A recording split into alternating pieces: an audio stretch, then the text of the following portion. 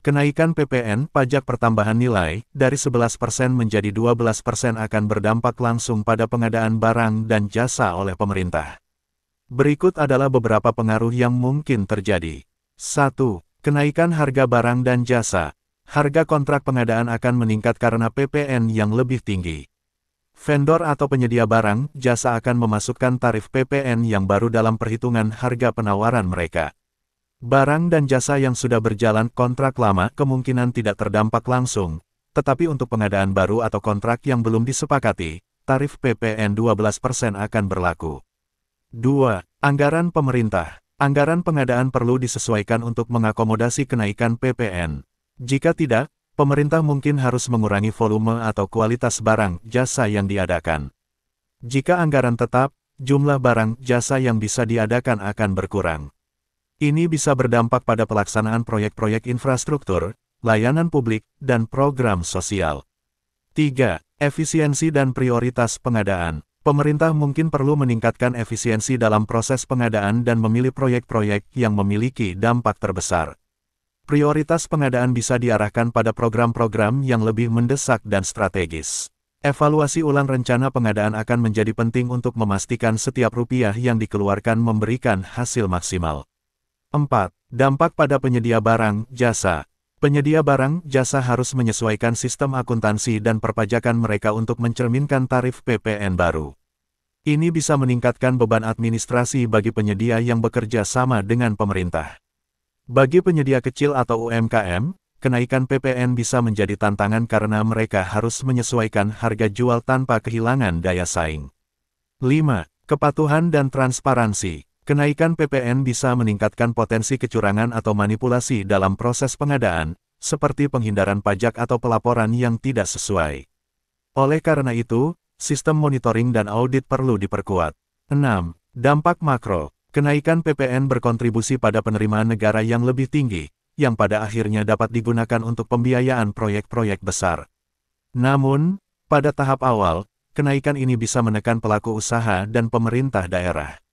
Kesimpulan, kenaikan PPN menjadi 12% berpotensi meningkatkan biaya pengadaan barang, jasa pemerintah, sehingga memerlukan penyesuaian anggaran dan prioritas proyek. Pemerintah perlu meningkatkan efisiensi dan memastikan transparansi dalam setiap proses pengadaan untuk meminimalisir dampak negatif dari kebijakan ini. Dalam pengadaan barang, jasa pemerintah, PPN pajak pertambahan nilai dikenakan pada hampir semua jenis transaksi barang dan jasa, kecuali yang secara spesifik dikecualikan oleh undang-undang. Berikut adalah rincian jenis barang dan jasa yang terkena PPN dalam pengadaan pemerintah. 1. Barang kena pajak BKP dalam pengadaan pemerintah. Barang yang diperoleh pemerintah dalam proses pengadaan biasanya termasuk dalam kategori barang kena pajak BKP. Beberapa contoh, barang modal dan peralatan mesin, komputer, kendaraan dinas, alat tulis kantor. Bahan baku dan barang habis pakai.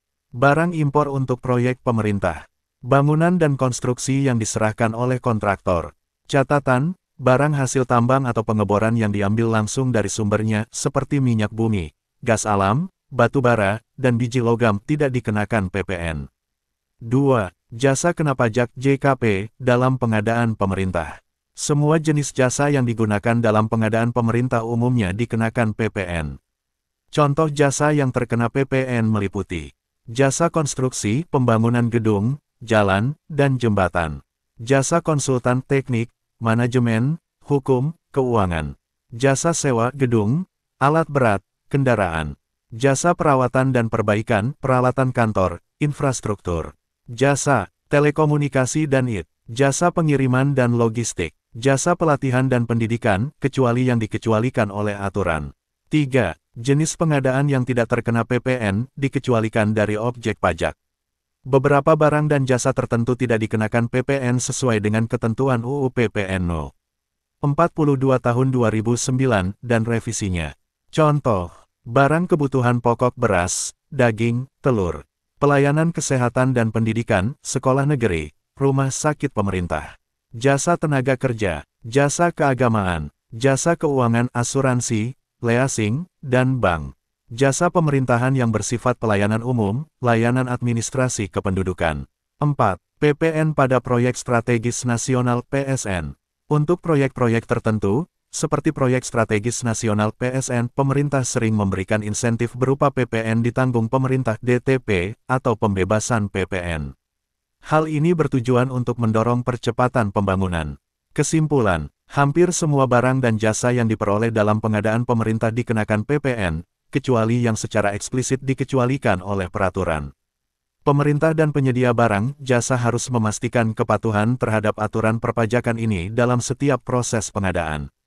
Keputusan untuk membatalkan atau melanjutkan kenaikan PPN perlu didasarkan pada evaluasi menyeluruh terhadap kondisi ekonomi, kebutuhan anggaran, dan dampaknya terhadap masyarakat dan dunia usaha. Namun, secara umum, saya cenderung mempertimbangkan opsi untuk menunda atau memperlambat kenaikan PPN jika 1. Ekonomi sedang dalam fase pemulihan, misalnya, pasca pandemi atau resesi. Kenaikan PPN bisa menekan daya beli masyarakat dan memperlambat pertumbuhan ekonomi. 2. Inflasi sedang tinggi dan daya beli masyarakat tertekan. Kenaikan PPN dapat memperburuk inflasi karena biaya barang dan jasa naik. 3. Dunia usaha, khususnya UMKM, belum stabil. Kenaikan PPN bisa membebani pelaku usaha kecil yang sedang berusaha pulih. Namun, kenaikan PPN bisa dipertahankan jika 1. Penerimaan negara sangat dibutuhkan untuk membiayai proyek-proyek prioritas seperti infrastruktur, pendidikan, dan kesehatan. 2. Utang negara tinggi dan defisit anggaran perlu dikendalikan. PPN adalah salah satu sumber penerimaan yang stabil dan signifikan. 3. Dampaknya pada kelompok rentan bisa diminimalisir melalui program kompensasi, seperti bantuan sosial atau insentif pajak untuk sektor tertentu.